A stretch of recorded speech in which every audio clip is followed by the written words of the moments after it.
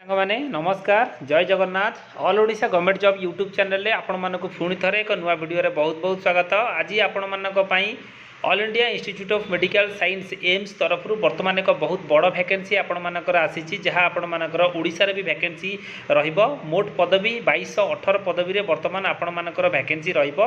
पूरा जो detail PDF बर्तमान मो गतिके आसी मु आपनको देखैबी आलोचना मध्य करदेबी। स्टेप बाय स्टेप आम आलोचना करबा केमिति आवेदन करबा यार डिटेल क्वालिफिकेशन कौन सैलरी केते एज लिमिट कौन रहिबो आवेदन केमिति करिवे सब किछि स्टेप बाय स्टेप आलोचना करबा।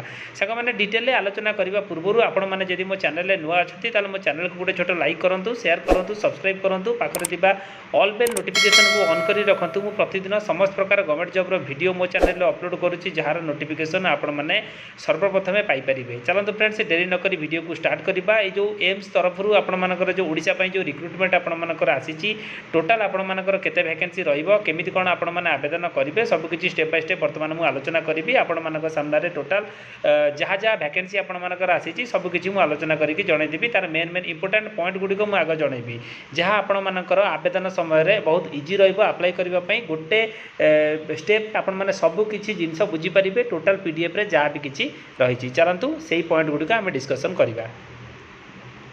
आपण मैंने बर्तमान ये देखिपे एम्स तरफ आपण मानकर जो रिक्रुटमेंट आपण मानकर आसी आपणकर नर्सिंग ऑफिसर पई आपणकर वैकेंसी रहिबो। तार जो कंप्लीट वीडियो मु बर्तमान बनाऊँगी सब गुड़िक इंपोर्टाट पॉइंट आम आलोचना करवा। ये जो इंपोर्टाट पॉइंट रे आपण मानकर अप्लाई समय किसी आपण मानकर असुविधा हम ना आराम से आपण मैंने आवेदन करेंगे। देखंतु ऑर्गेनाइजेशन नेम आपण मानकर कौन रहिबो all India institute of medical science AIIMS तरफ वैकेंसी रहिबो। भुवनेश्वर पई आपण मानकर जो वैकेंसी रही से आपण मानकर डिटेल में मुझे जनाऊँगी।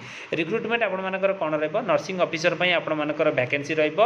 एनओआरटेक रे वर्तमान वैकेंसी रहिबो। टोटाल पदवी 2218 पदवी रे आपण मानकर वैकेंसी रहिबो। आपण माने देखि पारुथिबे पूरा डिटेल रे 2218 पदवी रे आपण माने आवेदन करि परिबे। जॉब टाइप सेंट्रल गवर्नमेंट रो बहुत बढ़िया वैकेंसी रहिबो।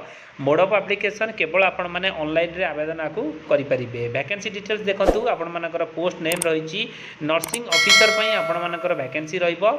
आपणकर टोटाल पदवी रहिबो केते 2218 पदवी रे वैकेंसी रहिबो। आपण मानकर एम्स रो जो सब सेंट्रल गवर्नमेंट रो हॉस्पिटल रही ऑल ओवर इंडिया रे सब जगह रे आपण मानकर पोस्टिंग रहिबो। ए जो पोस्टिंग देइछि भुवनेश्वर सहित अन्य जगह मानकर भी जोटी एम्स रही सब जगह रे आपण मानकर पोस्टिंग रहिबो। ऑल इंडिया पोस्टिंग आपण मानकर ये रहिबो। सेति पई एजुकेशनल क्वालिफिकेशन आपण मानकर कोन रही जो माने बीएससी नर्सिंग करिथिबे आवेदन करि परिबे बा बीएससी ऑनर्स नर्सिंग रे करिथिले भी आपण माने आवेदन करि परिबे।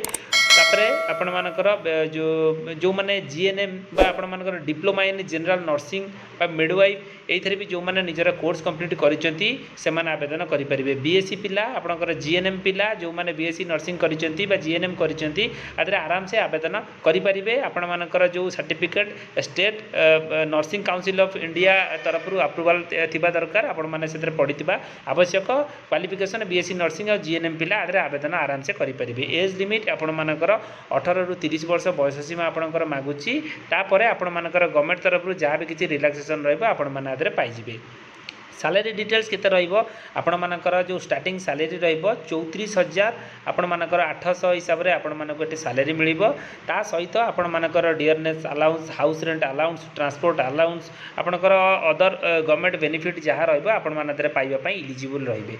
सिलेक्शन प्रोसेस आपणकर स्टेज 1 स्टेज 2 एमति करिक आपण सिलेक्शन रहिबो। प्रथमे सीबीटी रहिबो सीबीटी 1 तापर सीबीटी 2 डॉक्यूमेंट वेरिफिकेशन और मेडिकल एग्जामिनेशन रहिबो।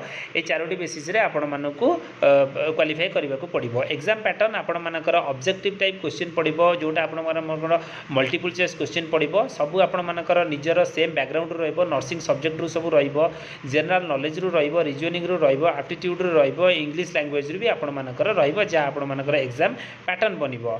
आपणकर रिक्वायर्ड डॉक्यूमेंट कौन कौन मागुची मु आपनको कहि दोची अप्लाई समय जेमती आपण मानकर किछि असुविधा हबो नै मु सेही सब डिटेल आपनक सहित आलोचना करूची। 10 सर्टिफिकेट दरकार नर्सिंग डिग्री डिप्लोमा सर्टिफिकेट दरकार नर्सिंग काउंसिल रजिस्ट्रेशन सर्टिफिकेट दरकार, आधार कार्ड वैलिड आईडी प्रूफ आपणकर दरकार, पासपोर्ट साइज फोटोग्राफ दरकार, सिग्नेचर दरकार, कैटेगरी सर्टिफिकेट आपणकर दरकार। एप्लिकेशन प्रोसेस आपणकर कौन करने को पड़ो, प्रथम आपण मैंने एम्स ऑफिशियल साइट को आपण मैंने जी ऑफिशियल पोर्टाल को जी सेठी आपण मानक रजिस्ट्रेशन करने को पड़ो निजर ईमेल आईडी आप मोबाइल नंबर देकी। फाइनाली आपण मैंने ऑनलाइन एप्लिकेशन फॉर्म आपण सामने ओपन हम, आप फिलअप करेंगे, समस्त डॉक्यूमेंट आपन को जहाँ जहाँ मागिब आपण मानक दवाई पड़ो, दे सारापर आपण मैंने जहाँ किसी डिटेल्स सब किसी एप्लिकेबल जहाँ किसी मागी सब दे सारापर आपण मैंने फॉर्म टी सबमिट करेंगे, तापर आपण तार प्रिंट आउट को रखिने।